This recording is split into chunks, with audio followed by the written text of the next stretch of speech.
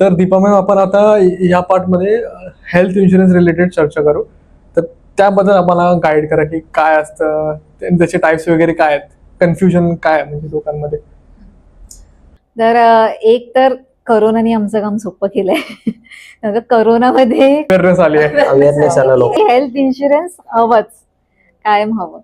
ठीक आहे, तर अवेअरनेस तर लोकांमध्ये आहे, पण लोक काय विचार करतात की 1 लाख 2 लाख मध्ये ते खुश आहेत. पण 1 लाख 2 लाख कव्हर सफिशियंट नाहीये. करेक्ट. आता समजा कॅन्सर झाला, देव न करो, किंवा अटॅक आला, तर काय कराल? मग नंतर कंपनी तुमच्यावर हे लावते ना, बंधन लावते की आता तुम्हाला अटॅक आलाय, मी आता कव्हर नाही वाढवणार. केअर हेल्थ इन्शुरन्स एक कंपनी जे हार्ट पेशंटला पण देते, बाकी कोणती नाही देत. असं आहे. तर पहिलेच तुम्ही जेव्हा यंग आहात तेव्हा ऍटलिस्ट 5 लॅक्सचं तर तुम्ही कराच. 5 लाख किंवा 10 लॅक्स मी सजेस्ट करेन. मग त्याच्यावरती पैसा टॉपअप घ्या ना. टॉपअप तुम्हाला थोडंसं स्वस्त पडतं. म्हणजे फॉर एक्झाम्पल माझं केस मी सांगेन की माझं 10 लॅक्सची पॉलिसी आहे. हां, तर माझं एज आहे 41. तर ह्याच्यात आता समजा मी 50 लॅक्सचं पॉलिसी करायला जातीये, तर माझा प्रीमियम भयंकर येते 35,000 वगैरे. पण मला गरज आहे, तर मी काय करीन, टॉपअप घेईन. बरोबर. तर टॉपअप घेतला तर मी कितीचा घेतला, 90 लॅक्सचा घेतला, तर माझी पॉलिसी झाली 1 करोडची. ठीक आहे. पण मी प्रीमियम किती पे करतेय? पहिले मी 15 पे करत होती, जे नॉर्मल 10 लॅक्सला. आता अजून 2000 वाढले माझे. 17 मध्ये मला कव्हर कितीचा आहे? 1 करोडचा, 1 CR. बरोबर. पण हे टॉपअप केव्हा काम करेल?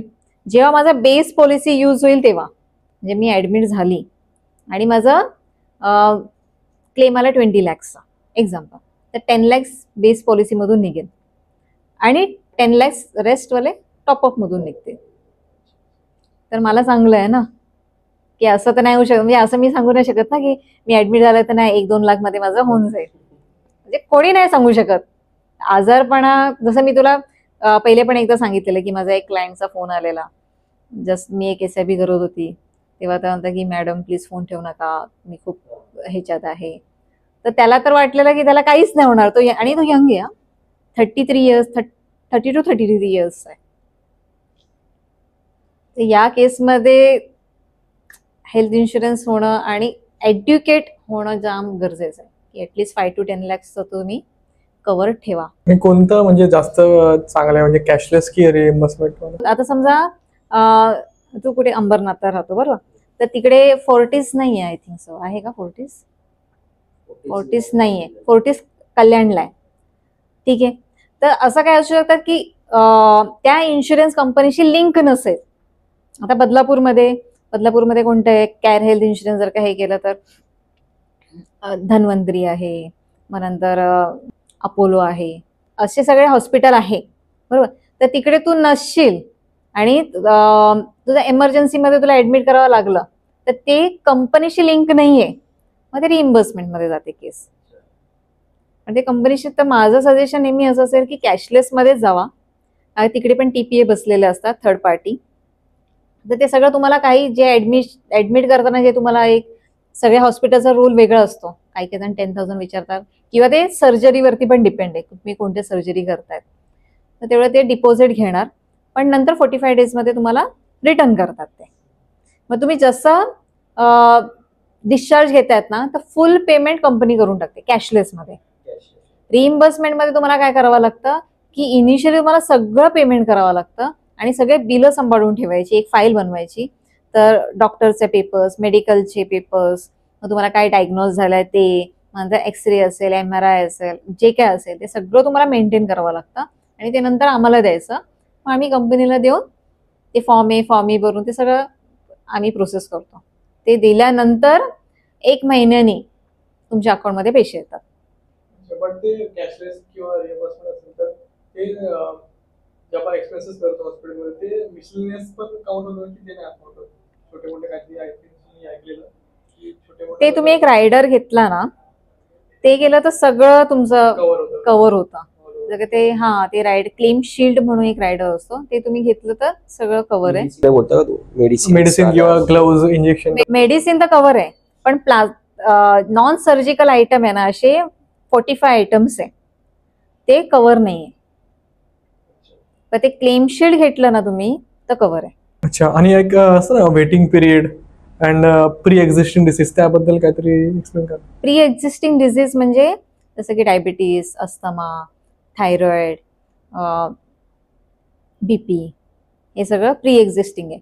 तर जेव्हा तुम्ही इन्शुरन्स घेतायत, हेल्थ इन्शुरन्स घेतायत, तर हे इन्शुरन्स कंपनी तुम्ही मेन्शन करावं लागतं की डायबिटीज आहे, बीपी आहे, आणि त्याला 3 वर्ष वेटिंग पिरियड असतो. 3 वर्षाच्या नंतर तुम्हाला कव्हर आहे.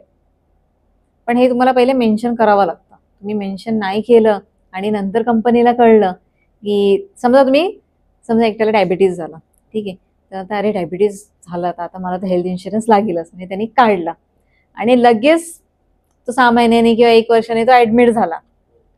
पण कंपनीला तिकडे दिसतं ना ब्लड रिपोर्ट्स मध्ये वगैरे, किंवा आपण काय कळलं आपणच बोलून जातो. आरएमओ असतो ना, तो विचारता की आपको कुछ है क्या, आपका पहिले ऑपरेशन हुआ था क्या, तेव्हा हा माणूस बोलून जातो. हा माणूस बोलून जातो. मग तिकडे तो नोट डाऊन करतो, हा ह्याला डायबिटीज आहे. मग कंपनी काय बघते की तुम्ही काय डिटेल्स दिले, तर तुम्ही तर सांगितलं डायबिटीज नाहीये, इकडे त्यांनी मेन्शन केलं डायबिटीज आहे, तर रिजेक्ट करतात. तर म्हणून जे काय आहे ना ते स्पष्ट सांगा, जेणेकरून तुमचे क्लेम नाही रिजेक्ट होणार. बट असं आहे की एखाद्याने काढलं आणि त्याला आधी माहितीच नाही काय, म्हणजे छोट्या मोठ्या गोष्टी, आणि त्यांनी काढलं, मग त्याला पुढे कळालं 5-6 महिन्यांनी आपल्याला थोडाफार त्रास होतोय, मग तेव्हा पण नाही असे प्रॉब्लेम. तेव्हा कव्हर आहे, ते प्री एक्झिस्टिंग नाही झालं. प्री एक्झिस्टिंग म्हणजे तुला आलंय, म्हणजे तुला टेस्ट तू केलंय आणि नंतर तू इन्शुरन्स घेतोय, म्हणजे 3-4 वर्ष तुझा डायबिटीस जुना आहे, नंतर तुला कुठून तरी कळालं अरे डायबिटीस में तो म्हणजे ऍडमिट आहेस, काही होऊ शकतो, कसं मध्येच तो शूट होऊ शकतो, मध्येच बीपी लो होऊ शकतो किंवा गँग्रीन होऊ शकतो, तेवढं खर्च कोण करणार. मग ते लोक काढतात घाबरून. पण इकडे समजा तू घेतलं, पॉलिसी घेतली, त्याच्यानंतर तू फुल बॉडी चेकअप केलं किंवा तुला काहीतरी आढळलं की चक्कर येते, होतच नाही, आणि तू ब्लड टेस्ट केलं, तर ते तू कव्हर आहे. तर नेक्स्ट जेव्हा प्रीमियम भरशील ना, तर तिकडे मेन्शन कर की, आणि फर्स्ट कन्सल्टेशन पेपर ठेवणं तुझ्यासाठी भाग आहे, ते ठेवायचं. आणि नंतर काहीतरी मेडिसिन सजेस्ट करतील ना डॉक्टर, ते पण ठेवायचं, त्याची एक फाईल बनवायची, जेणेकरून समजा तू ऍडमिट पण झाला तेव्हा तू दाखवू शकतो की मला सो अँड सो डायबिटीस झालं, हे मेडिसिन मी घेत होता तरी मला त्रास झाला आणि मी ऍडमिट झालो. तर तेव्हा ते रिजेक्ट नाही होत, ते पीडी नाही झाली. जर काय तू पॉलिसी घेतली आणि नंतर तुला डायबिटीस झाला तर तू डे 1 पासून कव्हर आहे. पण तुला पहिलेच पीडी आहे आणि तू येतोय तर तुला 3 इयर्सचं वेटिंग आहे. जेव्हा तू पॉलिसी घेतो तर 30 डेज तुला वेटिंग आहे. म्हणजे समजा पॉलिसी घेतली आणि तेव्हा तुला व्हायरल इन्फेक्शन झाला किंवा डेंग्यू, मलेरिया काही झाला तर ते कंपनी नाही देणार. आफ्टर 30 डेज ते कव्हर आहे. डे 1 पासून ऍक्सिडेंट कव्हर आहे. म्हणजे समजा पॉलिसी घेतली आणि लगेच दुसऱ्या दिवशी ऍक्सिडेंट झाला कंपनी देते. आणि सेकंडली अजून एक पॉईंट मला ऍड करायचा आहे. ऍक्सिडेंट होऊन नंतर ते फिजिओथेरपी सांगतात ना, काय कळायला आपल्याला हात आला किंवा पायाला मार लागला असं तर फिजिओथेरपी सांगतात, तर तेव्हा ते कव्हर आहे. पण असं फिजिओथेरपी कव्हर नाहीये. म्हणजे आता एज झाली किंवा तुला हे झालं, स्पॉन्डिलिस झालं, तर डॉक्टरच सांगतो ना फिजिओथेरपीकडे जावा, तर थोडं मेडिसिन देतात, पेन किलर वगैरे, नंतर फिजिओथेरपी, तर ते कव्हर नाहीये. टाइम काय झालं तर कव्हर नाहीये, बट ऍक्सिडेंट झालं ना तेव्हा काहीतरी हे झालं तेव्हा कव्हर आहे. आता नी रिप्लेसमेंट, हिप रिप्लेसमेंट ते सांगते. नी रिप्लेसमेंट जर काय डॉक्टरने सांगितलंय की आता हिला नी रिप्लेस करायची गरज आहे आणि नंतर तू इन्शुरन्स काढला तर त्या 2 इयर्सचं वेटिंग आहे.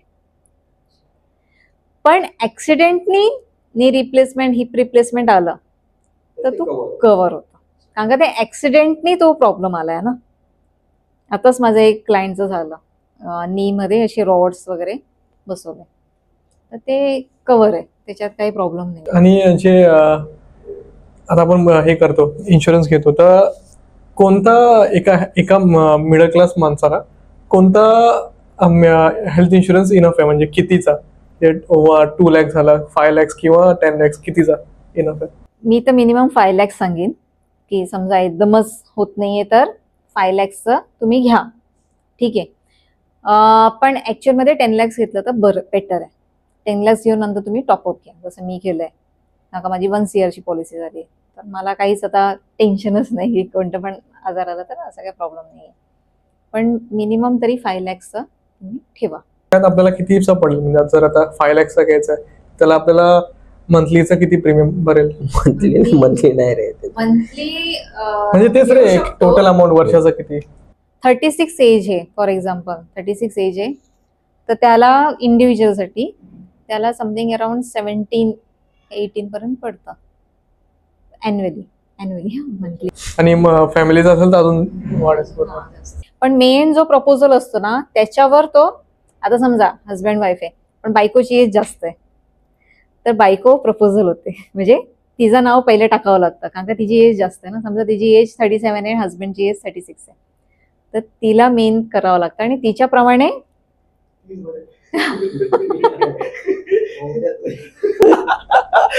चांगला हा एज जास्त आहे ना तर फर्स्ट त्याला हे करावं लागतं त्याच्यानंतर. आणि हेल्थ इन्शुरन्स मध्ये काही टॅक्स बेनिफिट्स आहेत का? म्हणजे हो, अंडर 80C आहे, पण आता तर 12 lakhs पर्यंत हे केलं तर सगळेजण न्यू रिजिम मध्ये जाते, तर नाही. म्हणून टॅक्स बेनिफिट नाही म्हणून हेल्थ इन्शुरन्स काढायचं नाही असं नाहीये, कारण का आपलं हॉस्पिटलचं बिल भरायला कोण येणार नाहीये, सीतारामन येणार नाही. PED आपलं असतं बरोबर. आणि अजून एक नेम एलिमेंट वेटिंग पिरियड म्हणतात त्याला, की ज्या डिझीजला डेव्हलप व्हायला टाइम लागतो, जसं की कॅटरॅक्ट, तो एका दिवसात नाही होत आणि याला आपण थांबवू शकतो 1 वर्ष 2 वर्ष बरोबर, डिले करू शकतो. तर कंपनी याला वेटिंग लावते. असे 14 डिझीज आहे, असे 14 डिझीज आहे.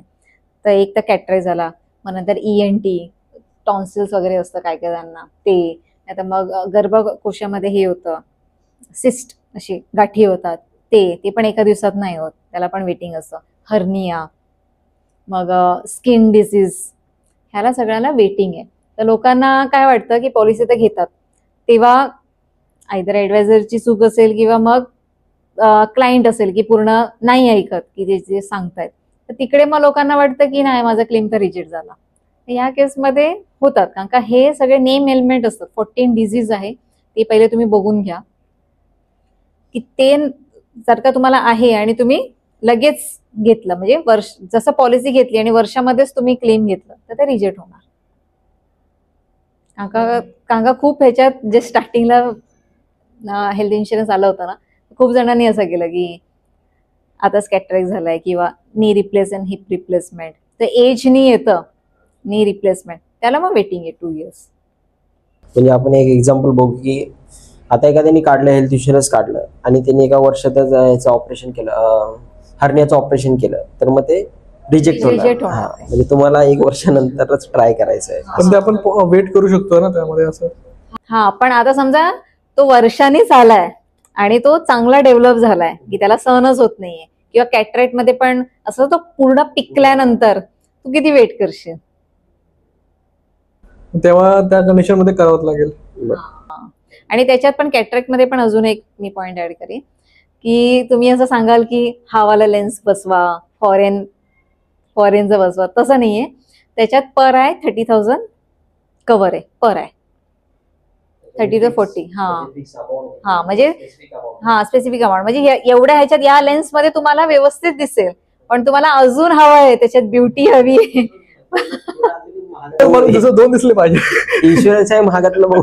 म्हणजे जे मिनिमम हे त्याच्यातच ते कव्हर करतात. म्हणजे माझा एका फ्रेंड आहे, त्यांनी एक काय केलं ऑनलाईन आणि ऑफलाईन मध्ये, त्याने पण तेच केलं रिसर्च की ऑनलाईन मध्ये प्लॅन थोडेसे कमी मध्ये मिळतात. नाही, पॉलिसी किंवा ऍप्स असतील, फोन पे असतील, असे पॉलिसी बाजारवरती पण असतील. आणि तिने का म्हणजे एजंट थ्रू केलं तर ते थोडेसे हे येतात. तर मग याच्यात असं हे का, तर इकडे कसं तुम्हाला एजंट सगळं सांगतो किंवा ऍडवायझर तुम्हाला सगळं सांगतो की हे इन्क्लूड आहे, हे नाहीये. कारण का एक माझ्याकडे केस आहे त्याच्या रिगार्डिंग, त्याच्याकडे हेल्थ इन्शुरन्सचा होता, त्याची बायको प्रेग्नेंट होती आणि त्याच्यात हे पण कव्हर होतं, प्रेग्नन्सी कव्हर होतं. त्याला माहितच नाही प्रेग्नन्सी कव्हर आहे, तर मस्तपैकी डिलिव्हरी वगैरे सगळं करून आला, सगळं स्वतःच पैसे दिले. आणि 1 वर्षाने जस्ट मला सांगितलं की नाही, बाळ वगैरे झालं मला सांगितलं. मग मी काय करते की माझ्या क्लायंटचे सगळे डॉक्युमेंट्स ठेवते, तर मी जस्ट त्याचा रिव्ह्यू करत होती. तर म्हटलं की ह्याच्यात प्रेग्नन्सी कव्हर होतं ना, मग तू का दिलं? काय म्हणतात मॅडम, खरंच माझ्या ह्याच्यातून तर मी उगीच दिलं. तर तिकडे अननेसेसरी एक्सपेन्स झाले ना तुझे.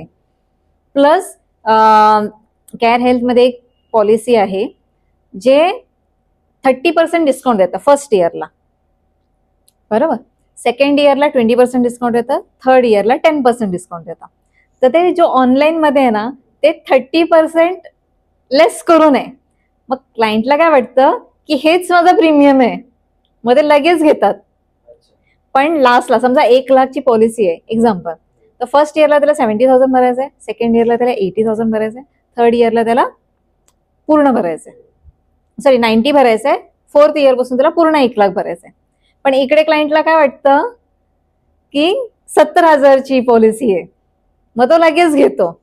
पण नंतर त्याला टाइम पिरियड मध्ये कळतं की अरे ही तर 1 लाखची पॉलिसी. हा पण एक फरक पडतो, कारण का जे कॉल सेंटरमध्ये आहे ना, ते पूर्ण इन्फॉर्मेशन नाही सांगत. आणि तुम्ही रिइम्बर्समेंट मध्ये जेव्हा जातात ना, तेव्हा त्याला एवढे डॉक्युमेंट्स विचारतात ना, आणि एक रिप्रेझेंटेटिव्ह नसतो. कॉल सेंटरमध्ये सगळे वेगळेच असतात, हे डॉक्युमेंट नाही, ते डॉक्युमेंट नाही. त्यासाठी तुम्ही रेडी असाल तर मग ऑनलाईन तुम्ही घेऊ शकता. पण नाही, ते सगळं तुमचं ऑन बिहाफ आम्ही करत असतो. माझ्या एक क्लायंटचा अजून एक, तो माझा क्लायंट आहे, त्याचा इन्शुरन्स माझ्याकडे, पण त्याचा मित्राने ऑनलाईन घेतलेला. तर त्याला काहीतरी अटॅक आला, काहीतरी बोलत होता, मला एक्झॅक्टली माहित नाही काय डिझीज झाला. तो ऍडमिट होता. तर हॉस्पिटलनी 1 लाख रुपये डिपॉझिट घेतले त्याच्याकडून. ऑनलाईन आहे म्हणून का असं? ते मला नाही माहिती. हॉस्पिटलने 1 लाख रुपये घेतले त्याच्याकडून डिपॉझिट, आणि त्याचा बिल झाला 2 लाखचा, बरोबर. तर ते ऑनलाईन वाल्यांनी पे करून टाकले, जे सो अँड सो कंपनी, जे इन्शुरन्स कंपनी, त्यांनी पे करून टाकले. आणि हॉस्पिटलने ते 1 लाख रुपये डिपॉझिट दिलेच नाही. तर मी तेच विचारलं की काय झालं, की तुमचं क्लिअर आहे ना सगळं, म्हणजे काय आहे का? मग मी त्याकडे सेटलमेंट लेटर येतो, त्याच्यात सगळं लिहिलेलं असतं, बरोबर. तर तिकडे आलं तो लेटर, तर तिकडे 0 लिहिलंय, डिस्काउंटेड अमाऊंट, यांनी हॉस्पिटलला डिस्काउंट दिलंय. आणि हॉस्पिटल आणि इन्शुरन्स कंपनीचं टाईप असतं की एवढं एक चार्ज, त्यांचं लिस्ट असते की एवढं आम्ही चार्ज करणार, ह्या ऑपरेशनला असं चार्ज करणार, त्या ऑपरेशनला तसं, रूम रेंट वगैरे सगळं वेगळं असतं. नॉर्मल इंडिव्हिज्युअल पेक्षा त्यांचं वेगळं असतं. तर हे लोक हाय लावलेले, म्हणून हेल्थ इन्शुरन्स कंपनी त्यांना पैसे नाही दिले, बरोबर. जो बॅलन्स होता, जो डिफरन्स होता, तो समथिंग 60 का 70,000चा डिफरन्स होता. मग हॉस्पिटलवाल्यांनी क्लायंटला नाही दिले. 60,000चा जो डिफरन्स होता, 30,000 दिलं त्याला, आणि आता ये बाद में देगा हमको. इकडे मग आता क्लायंट कन्फ्युज झाला, त्याला माहितच नाही. आणि हे केव्हा, ह्याला 2 वर्ष झाली. तो माझा क्लायंटनी जेव्हा त्याला व्हिजिट केलं, म्हणता ऐसा असा हो गया. म्हटलं नाही, हमको तो सब मिला. कारण का तो जो माझा क्लायंट होता ना, त्यांनी 2 क्लेम घेतलेले वर्षभरात, बरोबर. त्याचे सगळे सेटल झाले. एक रिइम्बर्समेंट वाला होता आणि एक कॅशलेस होता. तर दोन्ही नाही, ऐसा कुछ हुआ नाही, तर रुको मैं मॅडम को फोन लगातो. मग त्यांनी मला फोन केलं, तेव्हा मला कळलं. मग नंतर म्हटलं की सेटलमेंट लेटर दाखव. तर म्हटलं की नाही, असं मेल टाक की होऊन जाईल तुझा. मग ते मेल टाकलं, मग तिकडून कंपनीला इन्फॉर्म केलं. असे 2 वर्ष 60,000 त्याचं ब्लॉक राहिले की नाही. आणि हे बोलण्यावरून कळलं, नाही तर तो जाऊ दे म्हणून तो त्यांनी सोडूनच दिलेले की मला नकोच 60,000.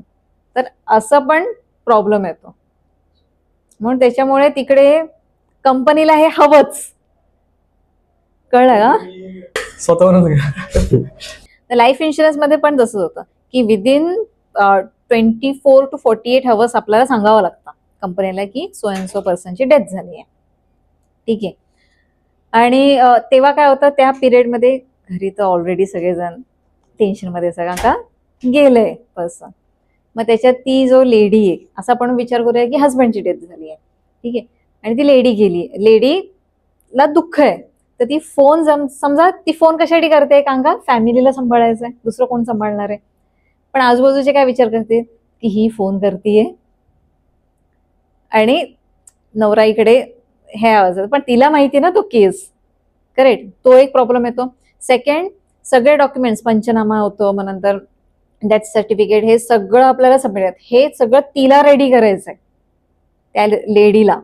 स्पेसिफिक टाइम असतो का त्या टाइम नुसारच त्यांना द्यायचं? डॉक्युमेंट्स तू देऊ शकतो, पण तुला इंटिमेशन करावं लागतं ना की सो अँड सो पर्सनची डेथ झाली आहे, त्या टाइम मध्ये तुला करावं लागतं. डेथ झाली आणि ते सर्व कार्य वगैरे करून झाल्यावर मग तुम्ही इन्फॉर्म केली तर असं नाही झालं, तुम्हाला डेथ झाली 48 आवर्स असतो, 48 टू त्या आवर्स मध्ये आपल्याला करावं लागतं.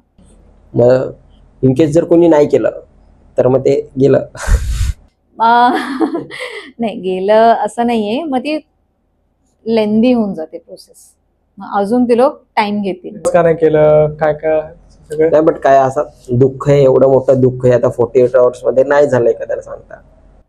तर तोच प्रॉब्लेम आहे की हे सगळे नॉर्म्स आहे ना आपल्याला वाचावं लागतात, की ते सगळं वाचून जस्ट मध्ये ते बोलते की तुम्हाला एक फोन करायला कितीचा वेळ आहे, ते म्हणजे त्यांना कंपनी क्लेम रिजेक्ट करायलाच बसलीये.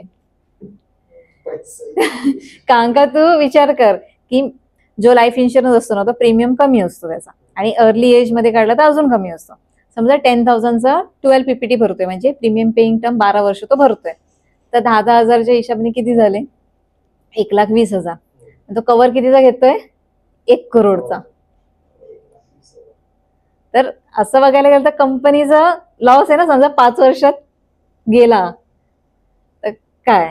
म्हणून ते पूर्ण सगळं, आता समजा त्याच्यात पण लाईफ इन्शुरन्स मध्ये कसं आहे, समजा आपण सांगितलं की मी ड्रिंक नाही करत, स्मोक नाही करत, पण जो पंचनामा होतो जेव्हा डेथ सर्टिफिकेट त्याच्यात सगळं लिहिलेलं असतं ना की हे फाउंड, निकोटीन फाउंड, असं सगळं.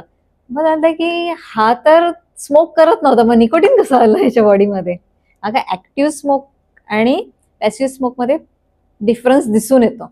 जो ऍक्टिव्ह करतोय जो असं करतो ना त्याच्याकडे जास्त निकोटीन येतात, आणि जो ऍक्टिव्ह म्हणजे आपण जे रस्त्यावर चालताना करतातच ना स्मोक, तर आपल्याकडे पण जो दूषित वारा येतोच, तर ते कंपनीला कळून येतं. ते जे पॅसिव्ह स्मोकर आहे त्यांच्यात पण निकोटीन असतो, पण एवढ्या प्रमाणात नसतो, पण ते जेव्हा पंचनामा होतो तेव्हा कळून येतं. मग तेव्हा ते रिजेक्ट होण्याचे चान्स असतात. त्याच्यामुळे पहिले मेन्शन करणं गरजेचं आहे. तुम्ही पित असाल, स्मोक करत असाल तर मेन्शन करा, थोडंसं प्रीमियम वाढेल, पण तुझं पॉलिसी तरी रिजेक्ट नाही होणार ना, की जेणेकरून नॉमिनीला नाही तर काय होईल, तुम्ही 1-2 हजारसाठी हे करतायत की 1-2 हजार मी का भरू, पण नॉमिनीला नाही मिळणार ना, मग काय उपयोग. जे तुम्ही 2-3 लाख रुपये कंपनीला दिले ते कंपनी सरळ रिजेक्ट करून टाकेल. येणारे जी भरलेले पण गेले, ह्याचे पण गेले, आणि मग आता तो जाऊन झालाय, कमवणारच गेलाय, मग एक हाल कोणाचे, नॉमिनीचे. तर त्याच्यामुळे जे काय आहे ना ते सगळं तुम्ही नीट मेन्शन करा. डायबिटीज आहे तर डायबिटीज आहे, बीपी आहे तर बीपी आहे, सगळं तुम्ही मेन्शन करा, जेणेकरून तुमचं रिजेक्ट नाही होणार. आणि तुम्ही ग्रॅज्युएट आहे तर ग्रॅज्युएट मेन्शन करा, कारण का त्या टाइमला त्यांनी सर्टिफिकेट विचारलं आणि तुमच्याजवळ नसेल तर रिजेक्ट होतो क्लेम. आणि आता जसं आता मी हेल्थ इन्शुरन्स बद्दल सांगितलं, तर आता कसं आपण एका ठिकाणी जॉब करतोय ऑफिसेसमध्ये, तर कंपनी थ्रू पण एक आपल्याला हेल्थ इन्शुरन्स प्रोव्हाइड केलं जातं. तर तो इनफ आहे की आपल्याला स्वतःचा पण एक वेगळा पाहिजे की तो इनफ आहे. आता जसं मी 1 वर्ष एका कंपनीत काम करतोय, तर आधी माझ्याकडे हेल्थ इन्शुरन्स होता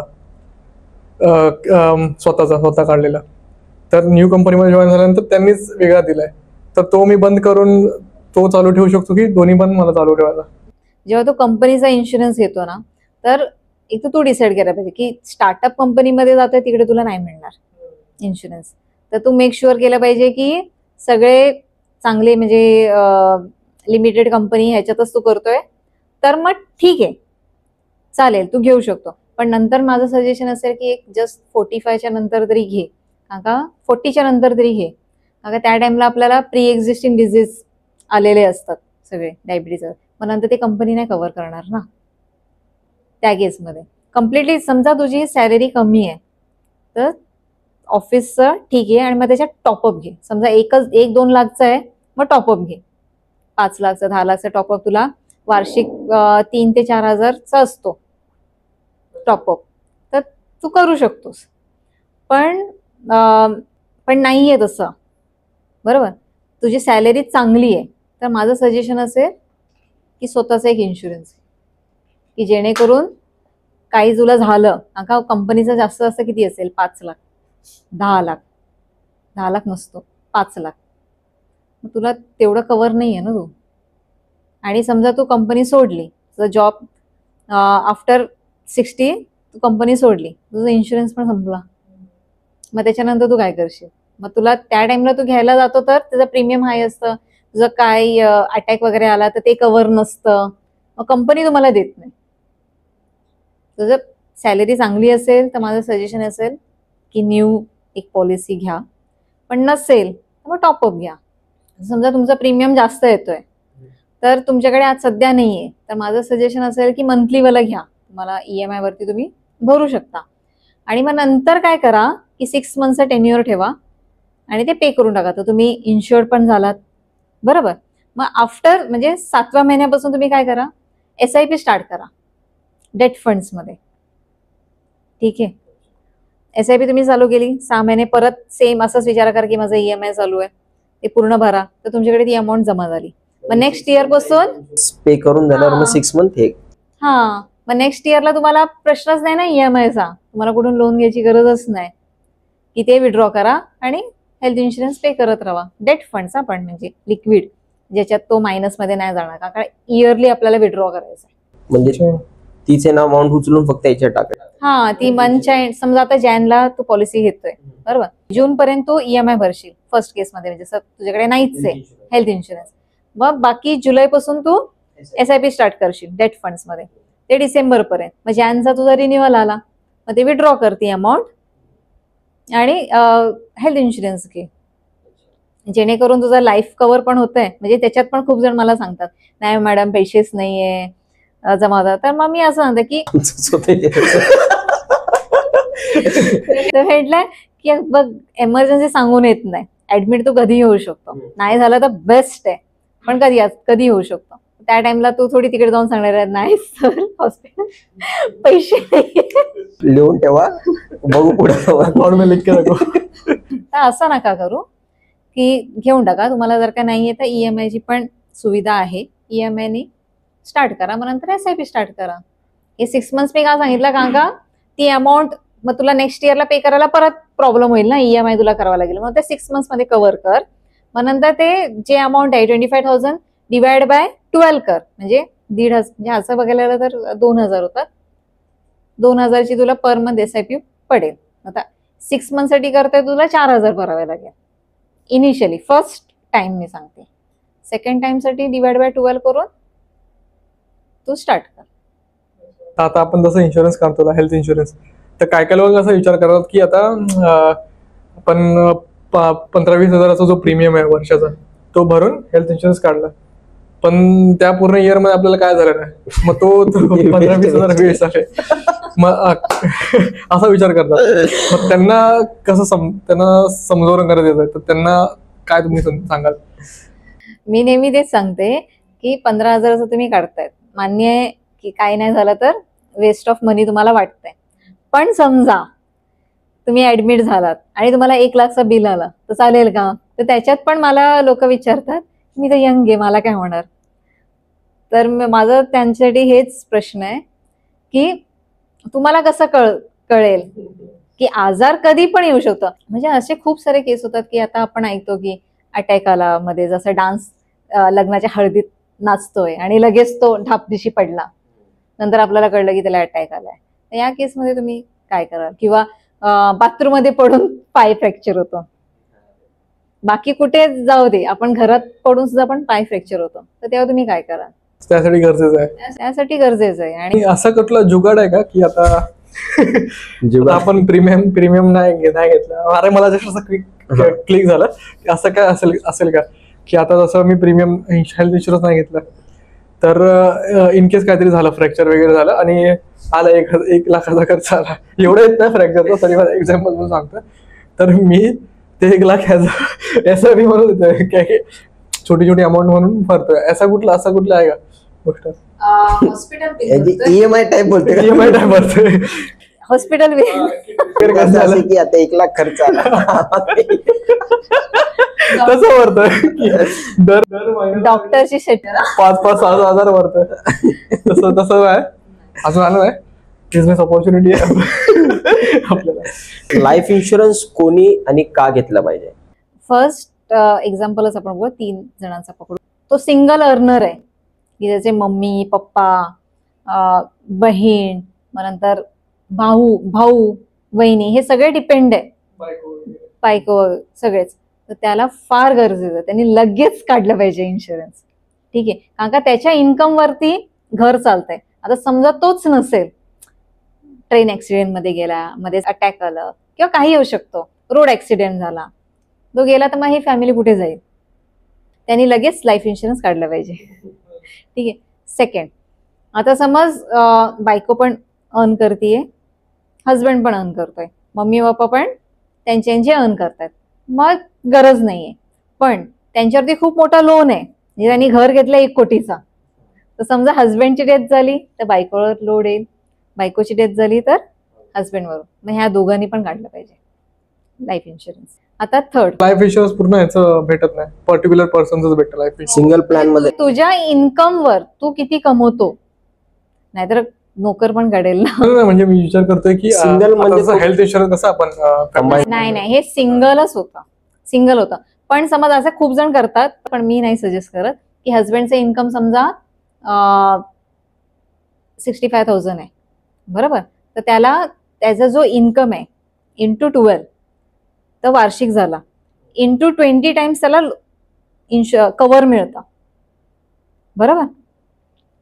तर समजा तो 1,50,00,000चा त्याचा इन्कम आहे, म्हणजे तो एलिजिबल आहे, तर 1 करोड हस्बंडला जातं, 50,00,000 वाईफला घेऊ शकतो तो ॲज टोटल 1.5 CRचा तो कव्हर घेऊ शकतो.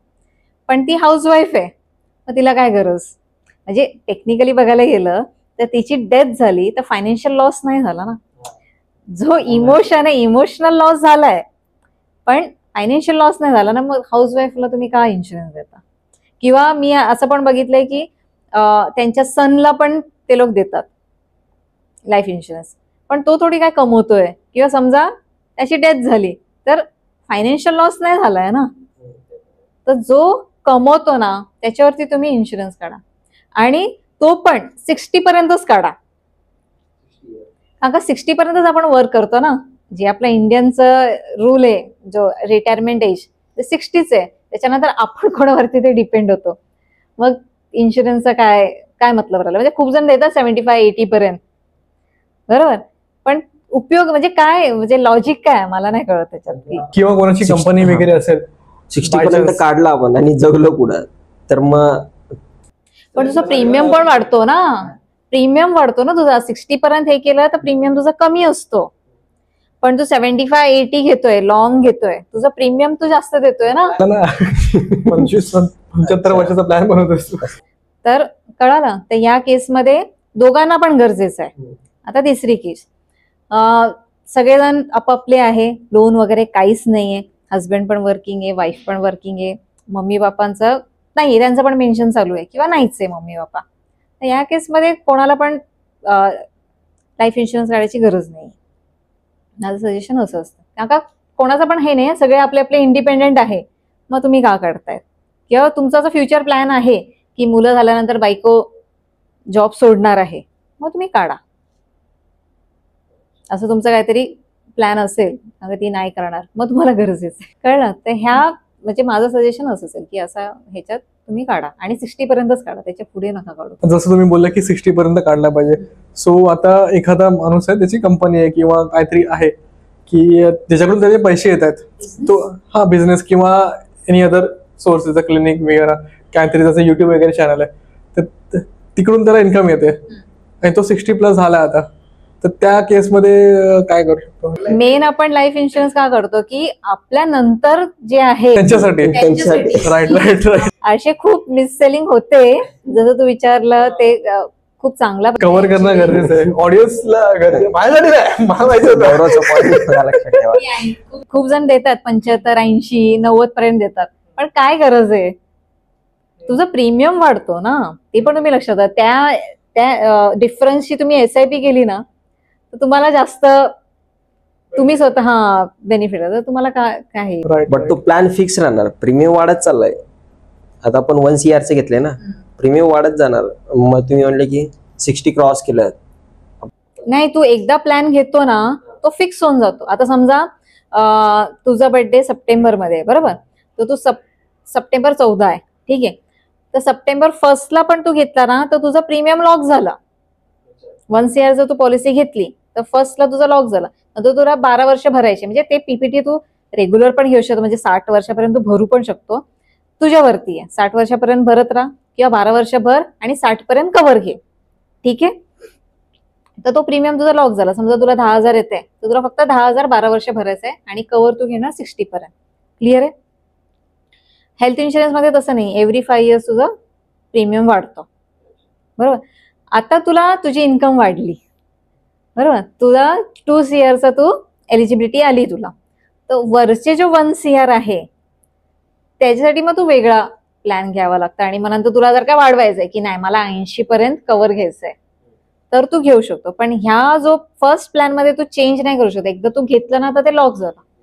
मग तू असं विचार करतोय की नाही मला तो चेंजेस करायचा, 75 पर्यंत कव्हर करायचा, तर तू नाही चेंज करू. तर काय तू मंथली मध्ये घेतो, तुला मंथली मध्येच 12 वर्ष तसं पे करावं लागेल. इयरली घेतो तर इयरली मग त्याच्यात तू काही चेंज नाही. एकदा पॉलिसी इश्यू झाली ते लॉक. मग त्याच्यात तू असं विचार करशील मला चेंजेस करायचे तर अलाउड नाही. ते नॉमिनी वगैरे काहीच, नॉमिनी तर तू करू शकतो. हा आता समजा नॉमिनीची डेथच झाली ठीक होऊ शकतं ना, असं थोडी आहे. मग तू ऍड करू शकतो. म्हणजे हजबंडनी पॉलिसी काढली पण बायकोचीच डेथ झाली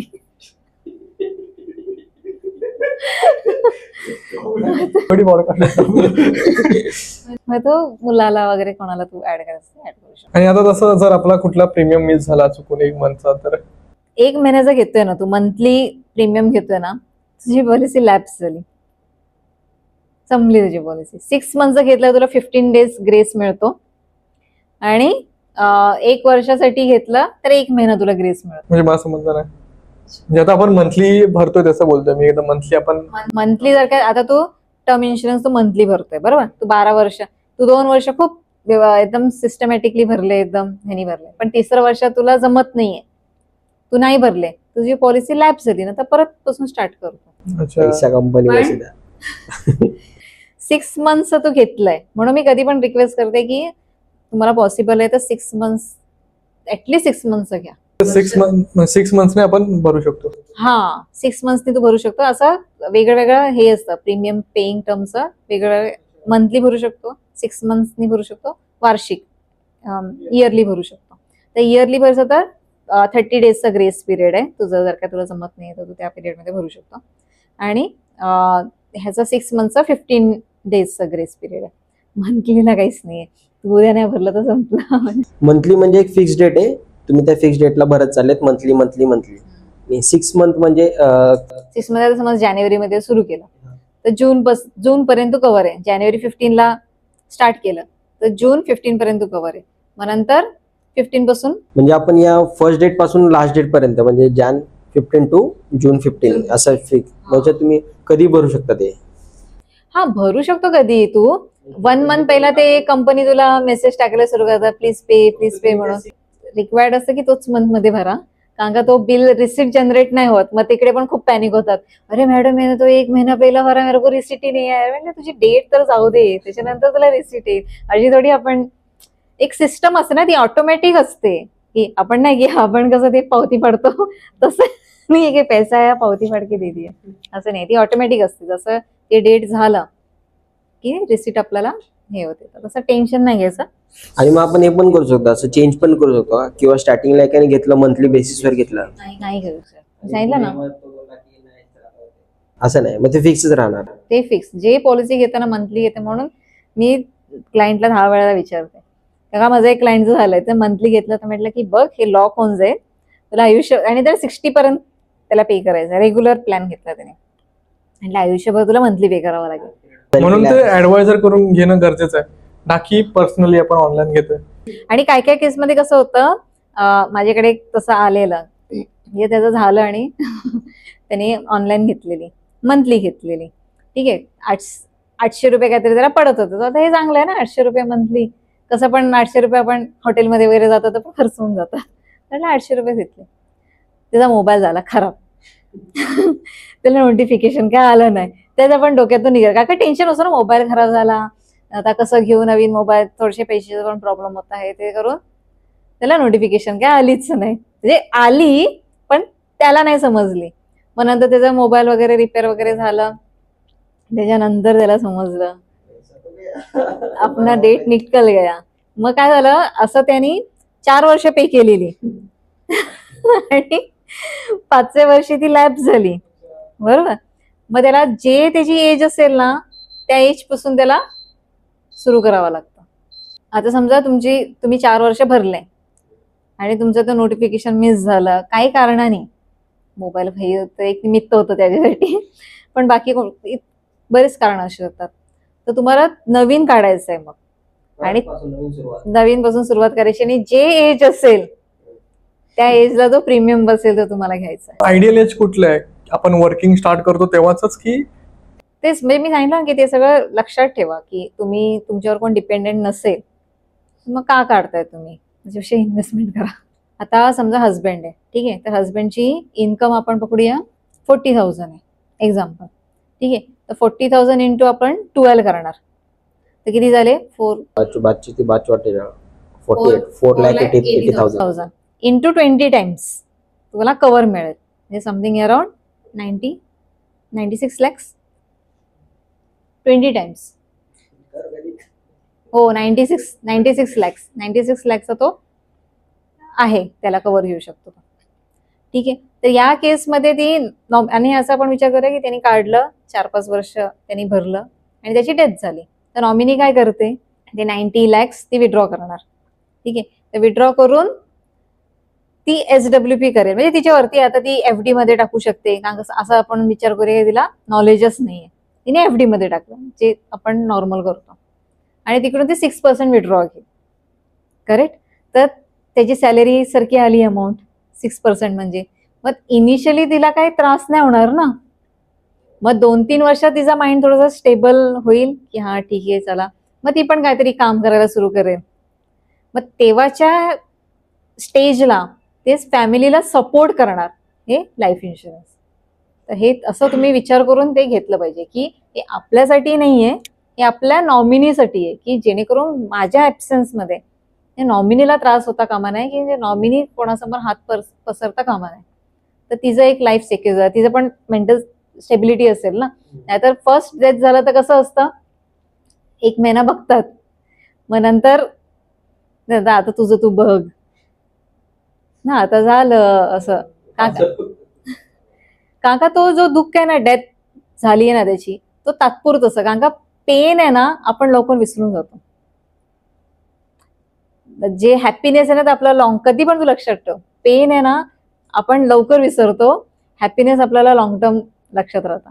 तर ते तो गेलेला व्यक्ती तो गेला, संपलं तिकडे. थोडाफार नंतर जो सणवार असतो किंवा काहीतरी आपल्या घरात मग चांगलं कार्य म्हणजे लग्न कार्य वगैरे काय किंवा बर्थडे पार्टी, तेव्हा थोडीशी आठवण येते, पण लाईफ तर थांबत नाही ना. तर म्हणून माझा रिक्वेस्ट हेच असेल की जो करता आहे की त्यांनी तरी लाईफ इन्शुरन्स काढावा, जेणेकरून त्याच्या फॅमिलीला कुठे हात पसरायची गरज नाही किंवा त्याला एक स्टेबिलिटी मिळेल की त्या टाइमला. नाहीतर मग कसं होतं की अलोन लेडीज बघितली की मग 1000 सल्ले पण येतात की असं कर तसं कर. तर मला एक रिक्वेस्ट आहे लेडीजला की तुमचे हस्बंड करतायत, मान्य आहे की त्यांनी तुमच्यासाठी हेल्थ इन्शुरन्स पण काढलंय, लाईफ इन्शुरन्स पण काढलंय, म्युच्युअल फंड पण काढलंय, पण तुम्ही पण ते लक्षात ठेवा, तुम्ही पण नीट ऐकून घ्या की त्यांनी कुठे कुठे इन्व्हेस्टमेंट केलंय, त्यांनी लाईफ इन्शुरन्स कोणत्या कंपनीचा घेतलाय, त्यांनी हेल्थ इन्शुरन्स कोणत्या कंपनीचा घेतलाय, जेणेकरून त्यांच्या ॲब्सेन्समध्ये तुम्हाला ते यूज करता येईल. नाहीतर तुमच्या हस्बंडने सगळं काय करून ठेवलंय पण तुम्हाला ते समजतच नाही की कुठे आहे, त्याचे पासवर्ड काय आहे त्याचा, किंवा कुठे ठेवलंय त्यांनी, कोणत्या कंपनीत काढलंय, ते तुम्हाला कळलंच नाही, तर तुम्ही कसं हे कराल. मग एवढं करून सुद्धा पण तुम्ही त्याचा फायदा नाही उचलला मग काय उपयोग ना. तर थोडं लक्ष द्या तुम्ही की काय चाललंय, फायनान्स वगैरे असं एकदम निग्लेक्ट नका करू की मला काहीच नाही समजत, माझे हस्बंड बघून घेतील, ते बघणार असो, पण तुम्ही पण थोडंसं लक्ष द्या जेणेकरून तुमची लाईफ स्मूथली चालेल. पहिलं कोणती गोष्ट बाय केली, म्हणजे आता आपण जसं इन्शुरन्स वगैरे घेतोय तर कोणतं पहिलं घेतलं पाहिजे, लाईफ इन्शुरन्स की हेल्थ इन्शुरन्स? तर मी तर सांगेन की लाईफ इन्शुरन्स पहिले घ्या, कारण इकडे तुम्हाला करेक्ट करायला कोण नसेल. तुम्ही गेलात वरती तर गेलात, तिकडे नंतर चेंजेस नाही करू शकत. तर लाईफ इन्शुरन्स पहिले घेतले पाहिजे. हेल्थ इन्शुरन्स मध्ये कसे आपलं मिस्टेक झालं, समजा तुम्ही ऑनलाईन घेतला तर तुम्ही नंतर शिफ्ट होऊ शकता. शिफ्ट होऊ शकतो. तर तुम्हाला पोर्टचं ऑप्शन आहे, पण इकडे काय तुम्हीच वरती गेलात तुम्हाला काय चेंज करायला अलाउडच नाहीये ना. तुम्ही थोडी असं सांगणार यमराजला की नाही मी नीचे जरा चेंज करके आता हूँ. अभी ऊपर शिफ्ट हो गए तुम लोग. लाईफ इन्शुरन्स तुम्ही पहिले घेतलं पाहिजे, कारण का लाईफ खूप अनसर्टन आहे. कधी काय होईल आपण सांगू शकत नाही. आपण आपल्या फॅमिलीला आपण स्वतःच प्रोटेक्ट केलं पाहिजे. सो आय होप की आपल्या ऑडियन्सला समजलं असेल की लाईफ इन्शुरन्स किती महत्वाचं आहे आणि त्याला कसं आपण चूज केलं पाहिजे. सो आपण या पॉडकास्टला इकडेच रॅपअप करू. थँक्यू दीपा मॅम, तुम्ही आमच्या पॉडकास्टवर आल्याबद्दल. आणि तुम्हाला जर काय लाईफ इन्शुरन्स, हेल्थ इन्शुरन्स जर काढायचे असतील तर तुम्ही मॅमला संपर्क साधू शकता. आणि इन्व्हेस्टमेंट बद्दल जर तुम्हाला कोचिंग चांगली पाहिजे असेल तरी सुद्धा तुम्ही मॅमला संपर्क साधू शकता. मॅमचा नंबर आम्ही डिस्क्रिप्शन मध्ये ऍड करू. त्यांची इन्स्टा आयडी वगैरे सर्व आम्ही प्रोव्हाइड करू. सो थँक्यू मॅम तुम्ही आल्याबद्दल. तर तुम्हाला पण असेच कॉन्टेंट हवा असेल तर आम्हाला सबस्क्राईब करा. नुसती बडबडला कमेंट पण करा. सबस्क्राईब करत नाहीत रे.